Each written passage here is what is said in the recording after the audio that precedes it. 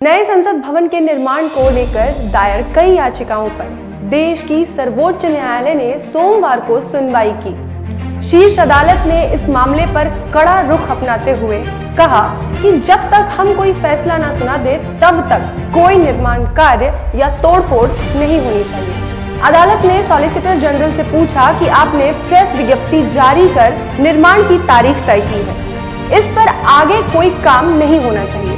हमें शिलान्यास से कोई परेशानी नहीं है, लेकिन किसी तरह का निर्माण नहीं होना चाहिए। दरअसल इस मामले में सुप्रीम कोर्ट ने अपने पास फैसला सुरक्षित रखा हुआ है और उससे पहले ही काम शुरू होने पर सुप्रीम कोर्ट ने नाराजगी जताई है। हालांकि नए संसद भवन के शिलान्यास कार्यक्रम पर सर्वोच्च अदालत ने रोक नहीं लगाई है। शीर्ष अदालत ने सरकार द्वारा सेंट्रल विस्टा के निर्माण कार्य को आगे बढ़ाने के तरीके पर अपनी नाराजगी व्यक्त की। 10 दिसंबर से यहां निर्माण कार्य शुरू होना था। सुनवाई के दौरान शीर्ष अदालत ने कहा कि हम सेंट्रल विस्टा परियोजना का विरोध करने वाली लंबित याचिकाओं पर कोई फैसला आने तक निर्माण कार्य या इमारतों या पेड़ों को गिराने की अनुमति नहीं देंगे।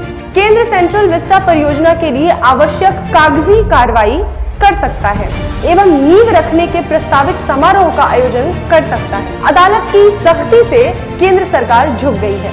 केंद्र ने अदालत से कहा कि हम केवल शिलान्यास करेंगे। सॉलिसिटर जनरल ने कहा कि निर्माण तोड़फोड़ या पेड़ नहीं काटे जाएंगे।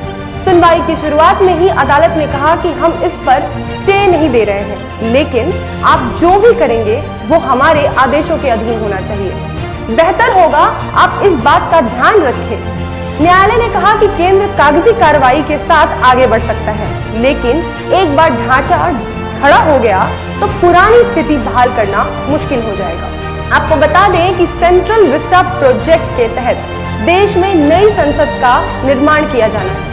इस प्रोजेक्ट के तहत नए संसद भवन, कॉमन केंद्रीय सचिवालय के साथ ही 3 किलोमीटर लंबे राजपथ को फिर से विकसित किया जाएगा। इसके अलावा उपराष्ट्रपति के आवास को नॉर्थ ब्लॉक और प्रधानमंत्री के आवास को साउथ ब्लॉक के पास शिफ्ट किया जा सकता है।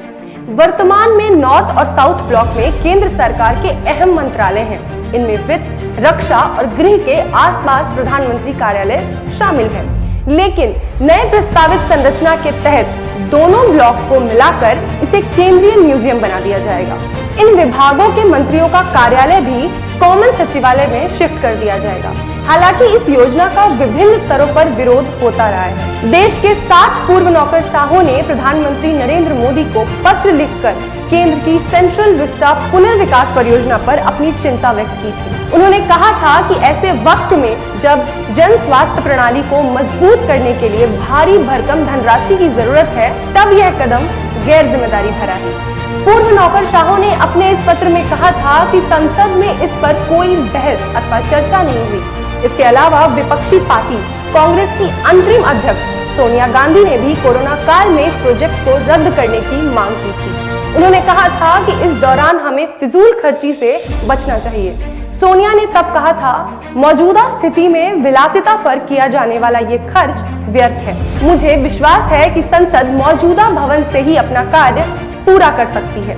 नई संसद और इसके नए कार्यालयों के निर्माण की आज की आपातकालीन स्थिति में जरूरत नहीं है। ऐसे संकट के समय में इस खर्च को टाला जा सकता है। इससे बचाई गई राशि का इस्तेमाल सुविधाओं के निर्माण आगे आकर काम कर रहे स्वास्थ्य कर्मियों को पर्सनल प्रोटेक्शन इक्विपमेंट यानी PPE और बेहतरीन सुविधाएं मुहैया कराने के लिए किया जाए। खैर, वहीं केंद्र की इस परियोजना पर राय इन सब से अलग है। सरकार की दलील है कि वे सभी तय प्रक्रियाओं का पालन कर रहे हैं। NBT की एक रिपोर्ट के मुताबिक सेंट्रल विस्टा प्रोजेक्ट मामले की सुनवाई के दौरान केंद्र सरकार ने सुप्रीम कोर्ट को बताया था कि 20,000 करोड़ के सेंट्रल विस्टा प्रोजेक्ट से सरकार के पैसों की बचत होगी। इस प्रोजेक्ट पर लगने वाले पैसों से पैसे की बर्बादी नहीं बल्कि पैसे बचेंगे। सुप्रीम कोर्ट में केंद्र ने कहा था कि इस प्रोजेक्ट के पूरा होने के बाद सरकार का हर साल 1,000 करोड़ रुपए तक बचेगा। इस प्रोजेक्ट के कॉन्ट्रैक्ट के लिए कंपनियों का चयन और इसकी प्रक्रियाओं ने भी बहुत सारे प्रश्न खड़े किए हैं, जिनका उत्तर अब तक नहीं मिला है। इस प्रोजेक्ट के खिलाफ सुप्रीम कोर्ट में कई याचिकाएं भी दायर की गई थी, जिन पर सुनवाई जारी है। बात अगर इस प्रोजेक्ट के कॉन्ट्रैक्ट की आई है तो आपको बता दें कि इसका जिम्मा टाटा प्रोजेक्ट्स लिमिटेड ने 861.90 करोड़ रुपए की लागत से संसद की नई इमारत बनाने का कॉन्ट्रैक्ट हासिल किया है। इस कॉन्ट्रैक्ट में इस निर्माण के रखरखाव का जिम्मा भी शामिल है। सरकार की दलील है कि संसद भवन की सुविधाएं और बुनियादी ढांचा मौजूदा मांग को पूरा करने के लिए अपर्याप्त है। साथ ही उनका कहना है कि वर्ष 2026 के बाद लोकसभा और राज्यसभा में जनसंख्या के अनुसार निर्वाचन क्षेत्रों की संख्या में वृद्धि होनी है।